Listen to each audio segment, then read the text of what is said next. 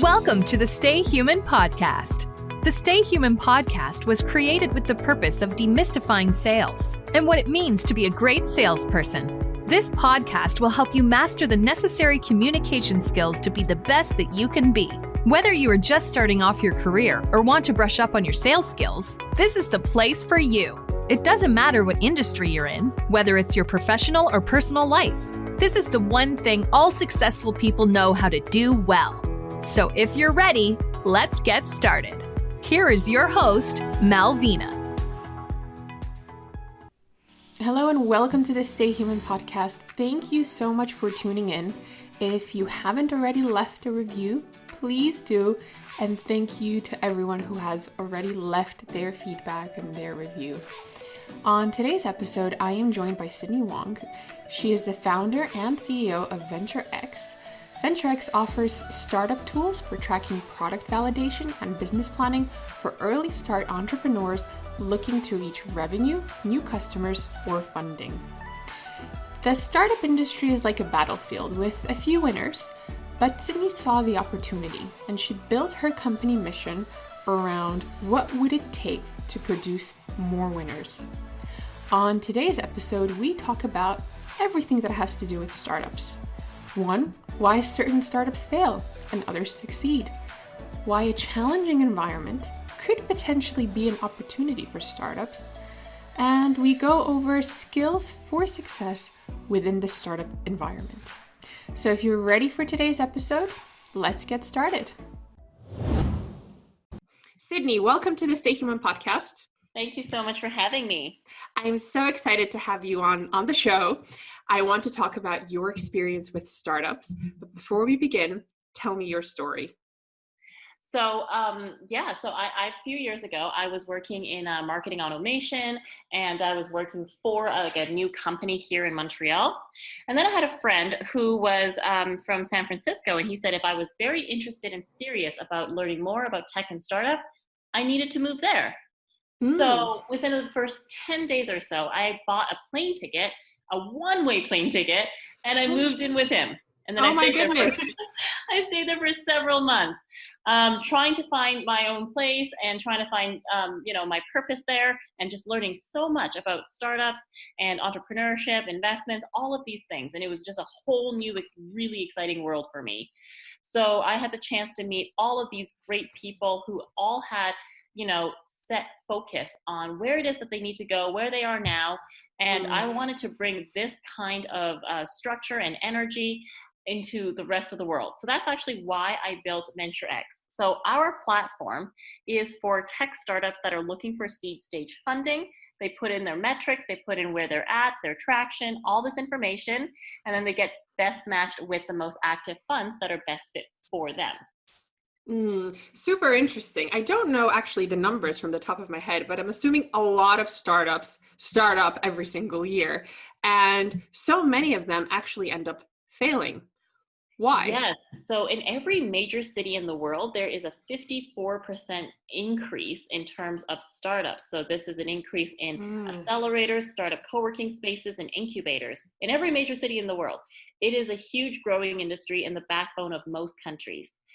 And what's interesting is that because it's growing so fast and it's difficult to manage this kind of growth in a very unpredictable industry, you can just imagine how many different roads there are to either success or failure. But only less than 3% of those startups actually get any kind of financing or funding at all. Would you say that that's the key as to why they potentially fail? Does it just come down to funding, or does it come down to other factors as well? It definitely doesn't come just down to funding, because there's only a handful of startups, especially in tech as well, that are investable companies in the first place. So some of them are never meant to be invested, and some of them will have different kinds of investment, whether it be family and friends, a family office, or, angel and VC, which is where we focus at. What does it mean when a startup is investable, or you can invest in a startup? So that's a really good question. So if you think of the structure of, let's say, a typical venture capital firm, they have a legal and judiciary duty to make money for their limited partners. That is their job. Every dollar that goes in, there should be more dollars that come out. And so when you are thinking of, which companies would make it big, then yes, it's going to be statistically very difficult to see which one is going to make the most amount of money back. And thinking of just a basic return on investment kind of formula, you are seeing and following these kinds of roads to see which one is the most investable. Everybody wants to find the next unicorn. Sydney, so you mentioned funding as an important element. What are some other critical things that determine the success of a startup?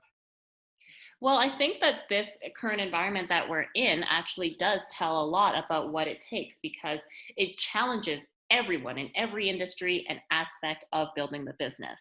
And so adaptability is huge. Being able to change when things that are out of your control changes. And how are you going to adapt to that? Are you really going to stay together? How are you taking this toll on a mental state, working with your co-founder and your partners the way that you do? And how are you really going to make these adaptable changes the best for your customers? So build a great business. Yes. Build an investable business. Yes. Do you think actually adaptability is easier for startups to come by or organizations who have been around for years and years? So I was listening to this great interview by the co-founder of Airbnb, who said that when they were just starting up, they were able to change their entire product in 2 weeks when they were just starting up in their first 2 years. I know. And that means that they built things incredibly quickly, regardless, right? Because they still already had thousands of hosts on their platform at the time. And then now this would take 2 years and they can't even finish with everything that they wanted to change, even if they wanted to. So then every change becomes more expensive as your business grows. So it's actually easier to do it very much so at the beginning rather than, years down the line. It is, but a lot of people are still just afraid of change. It's what if this is going to be better, but also what if this is going to be worse? So you work with a lot of different startups. Looking at the current environment and the current situation that we are all in, are startups failing at a faster rate than before, or are they actually adapting quicker? So it does depend on the startup and especially the founders these days. What we've noticed in terms of the investment side is that the valuations are definitely more conservative, which means they are lower. And having said that, it becomes more competitive in that way because you're not only able to invest in more startups if you want to, but a lot of the investors are then saying, okay, well, I need to first make sure that my existing portfolio is taken care of. And then I can look into new startups. And when I do, what valuation are they going to provide? So if I give you an example of Y Combinator, one of the most prominent incubators down in Silicon Valley, they were actually the very first one to do a demo day, so a startup pitch day virtually, because they were just in the first week of lockdown, and that happened to be their graduation week. So they were the first one. They set the tone, but the valuations were all cut by 50% for that demo day compared to just 3 months ago when they graduated the last batch of startups. So a 50% cut in 3 months is a huge statement. And the rest of the incubators and accelerators, that tells them where the tone is for them to follow. And, recessions, when it comes to startups, can last 12 to 18 months or longer. So what does VenturX do to help these startups on their journey? So we still put their best foot forward. That's what we do. We save them time by putting their best foot forward. We make sure that they're really focused on their business metrics, so their conversions, their engagement, and their financial runway. And when you have these elements in place, you will always be able to, shine, and you will always be able to see how you compare to others in your industry. So we have this kind of data already set for you. And so then when you go into the room for negotiation, you're more prepared than you ever could be.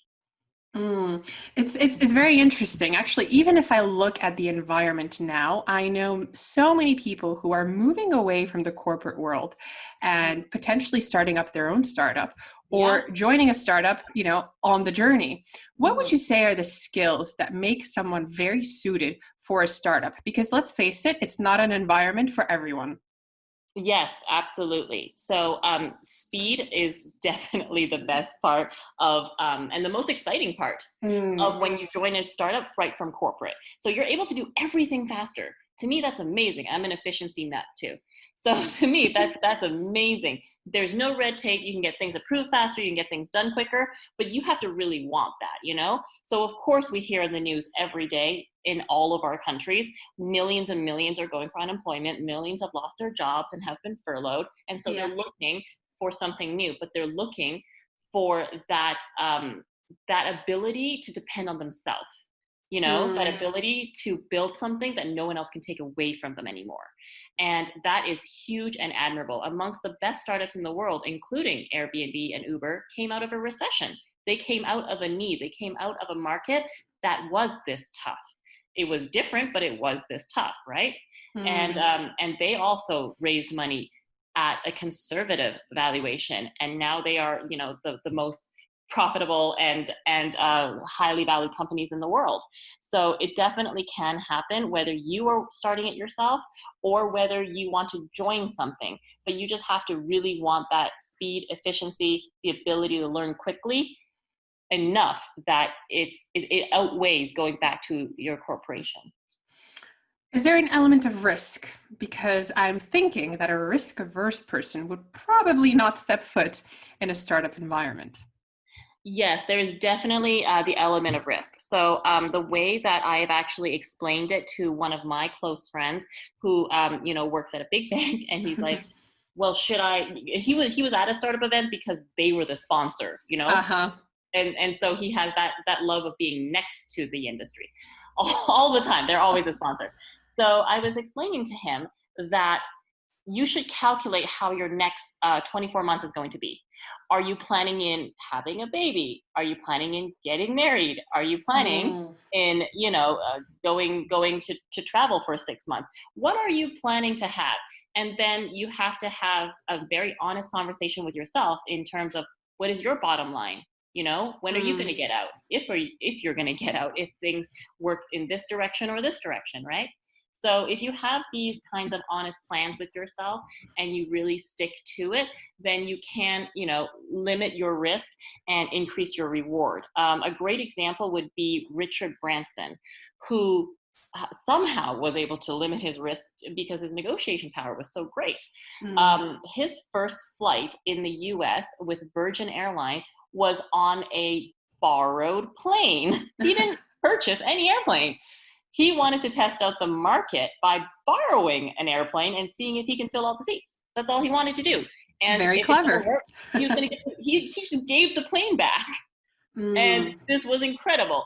So I highly recommend looking up this great startup story, because of course he's one of the richest billionaires in the world Mm. now. And yeah, so entrepreneurs definitely, they do take risks, but they take calculated risks.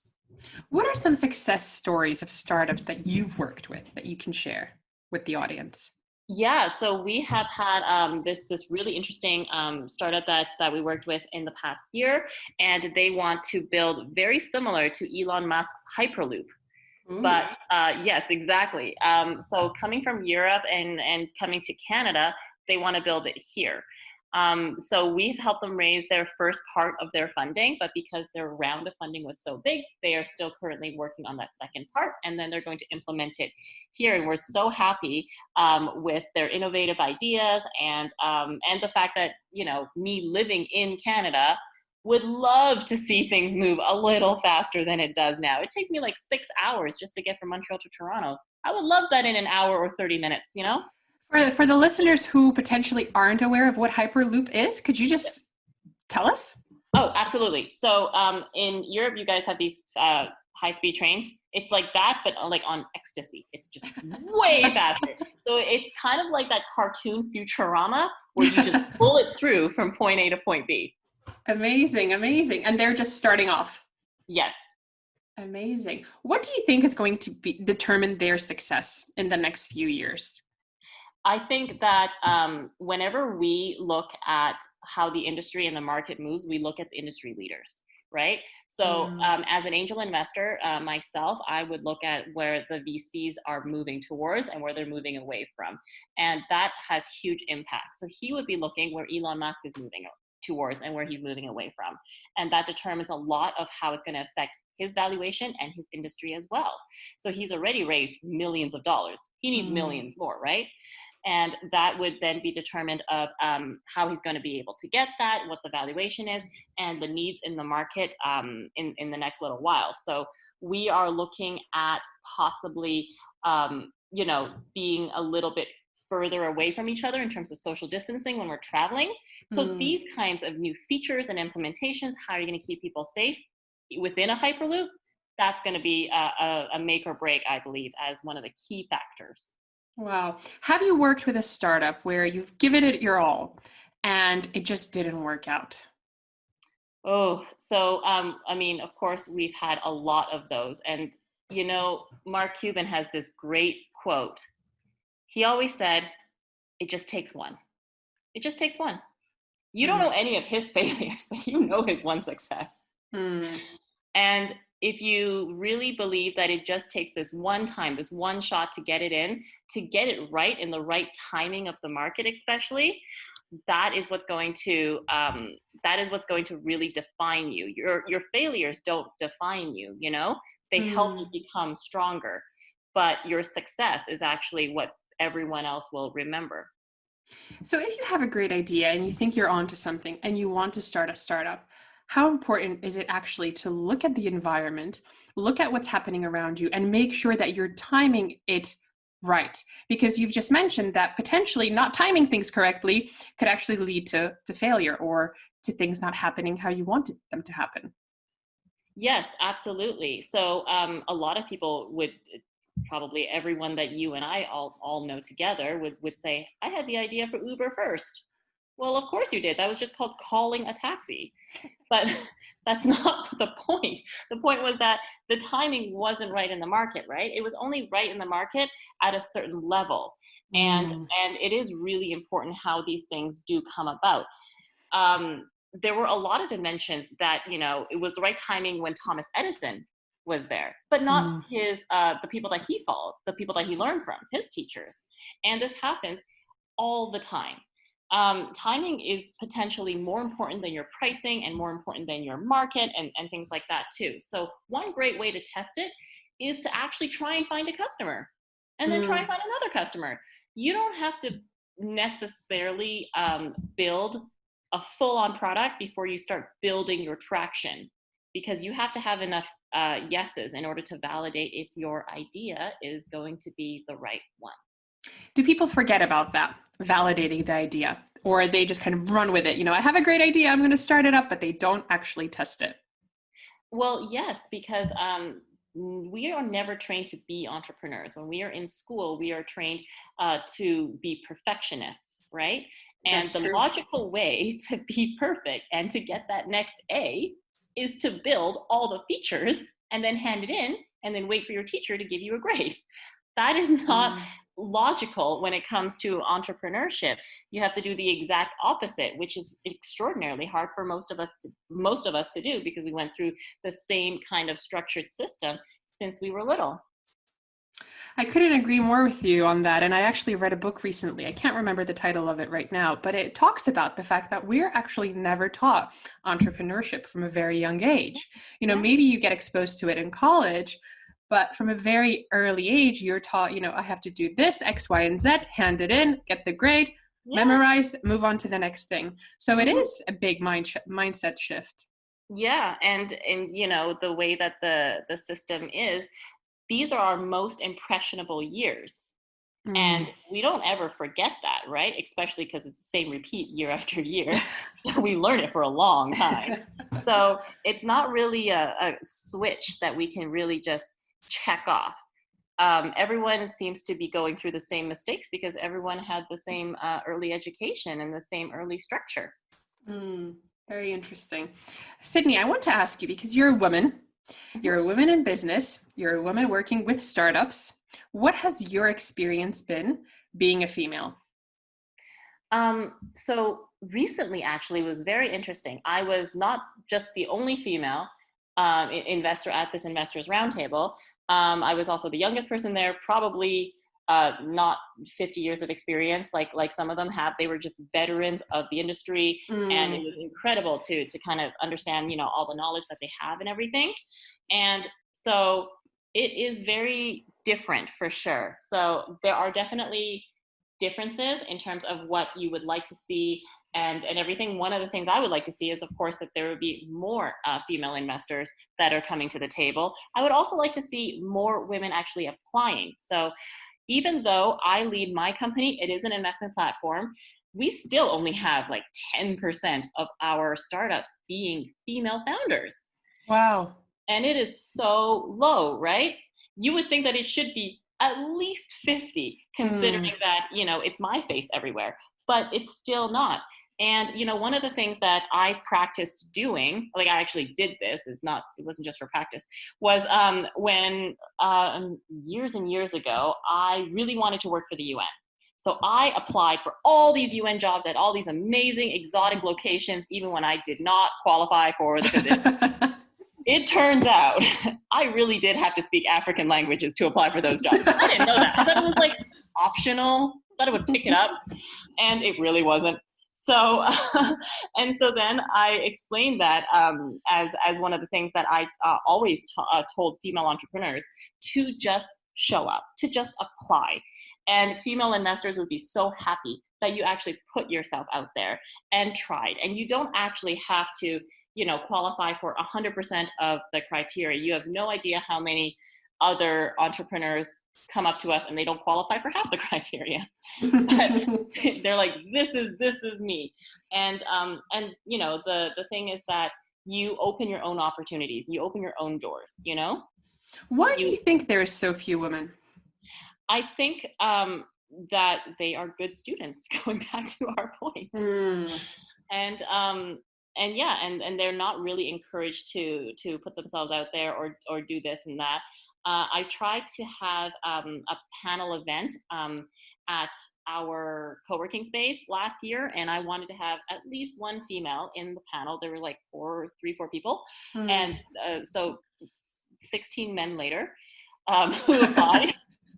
I finally asked one of the university professors. Her name is Lael, and I was like, do you know any female investor that I can put on this panel? This is the criteria, this is the topic. So she finally introduced me to one who was she had a PhD in the field that I was talking about. Wow. And she came back and asked me, she's like, are you sure I'm the right one to talk about this? I'm like, yes, you're definitely the right one. So, that whole being less sure about yourself and not really applying. She would never apply if our mutual friend didn't force her to. And I was so happy that she came, and she's amazing. She was the only one who was super knowledgeable about this industry that other people just, wanted to talk about just to talk about. And I think that is another, kind of mind shift that I think is super, super important. Do you think it has to do with confidence? Because you're mentioning here someone that obviously has the experience, yes, someone who obviously can talk about the topic, but yet they're so reluctant. Does it come down to confidence? Yes, I think that is a lot of it. I think that when we are little, and this is something that actually a pitch coach taught us. We were a group of female entrepreneurs, and she was teaching us why our confidence is affected when we were little, like when we were like 20, not when we're little, when we're like finished school and we worked our first jobs and everything. Every woman there were 24 of us, has had some corporate job before. She said, if I were to ask all of you, I bet you that there at each of your respective companies, there was only one female decision maker out of 5 or 10. Right? Like one VP kind of thing in all of our companies. And we're thinking back, and it was true. There was literally only one. And I worked at a huge company, and there was one director. And so it was the same for everybody else. So she said that it affects the way that it affects our subconscious. We don't even realize it, but in our minds, we believe, hey, there's only one spot. There was only one spot for us. But there were 9 out of 10 spots for all the men. And so their confidence is affected in a different way. Incredible, incredible. How much do you also think that it has to do with imposter syndrome? Because I feel that women tend to feel this imposter syndrome so much more than men do. We're always questioning our abilities, what we can do, what we can't do.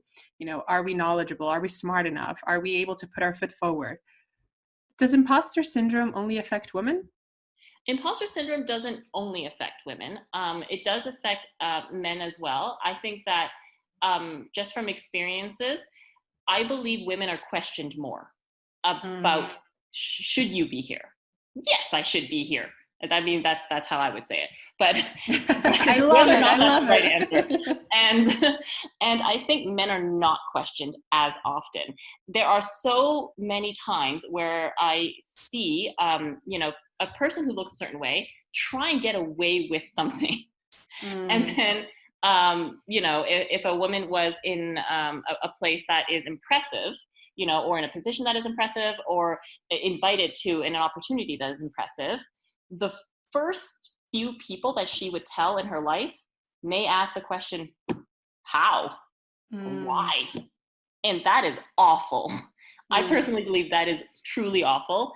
And then, if you think back on your corporate job, how did somebody who looked a certain way also look like they had all the answers, also look like they were confident, also look like they were the go-to person, because that's how just people treated them. So it's a buildup of all of these things that would then increase your level of imposter syndrome. And it's not just something that's in your head. It is the way that that the world has been affecting what is going on in your head as well. And the same to do with men. It's just the opposite side of the coin. Have you ever had a situation where you yourself felt like you have the imposter syndrome, like you don't belong in a given situation?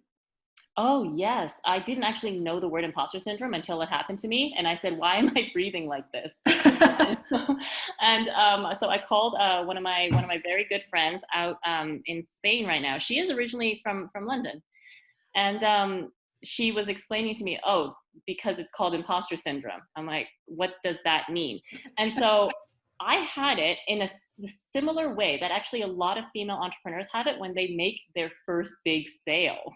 So when I made my first, 5-digit sale, that provided me with this immense amount of imposter syndrome. And I suddenly just didn't know what was going on, and I didn't know why.